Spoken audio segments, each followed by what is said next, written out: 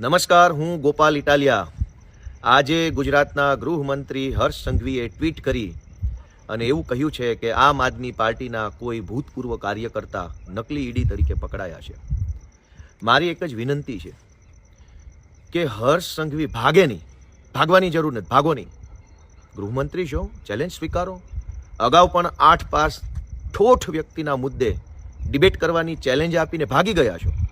કંઈ વાંધો નહીં, ગુજરાતની જનતાએ મોટું મન રાખી તમને માફ કર્યા છે.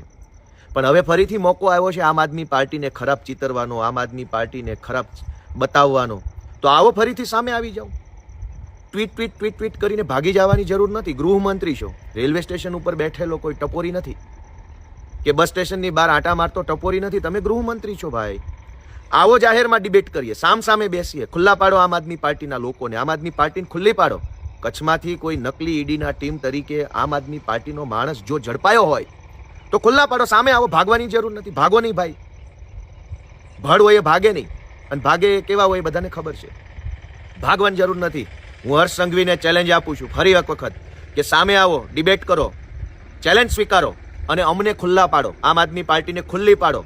ગુજરાતની જનતાની સમક્ષ અમને ખુલ્લા પાડવાનું બીડું ઉઠાવી લો. બાકી રેલવે સ્ટેશને બેઠેલા ટપોરીની જેમ ટ્વીટ ટ્વીટ ટ્વીટ ટ્વીટ કરી અને ફાંકા ફોજદારી કરવાની જરૂર નથી ભાઈ. સરકારો ઘણી આવી, ઘણી ગઈ.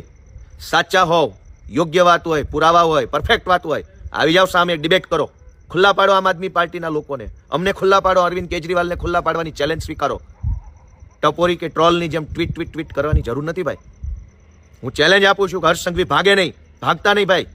ચેલેન્જ સ્વીકારો, સામે આવો, ડિબેટ કરો, જાહેર મંચ ઉપરથી આમ આદમી પાર્ટીને ખુલ્લી પાડો, એવી મારી ગોપાલ ઇટાલિયાની વિનંતી છે. જય હિન્દ.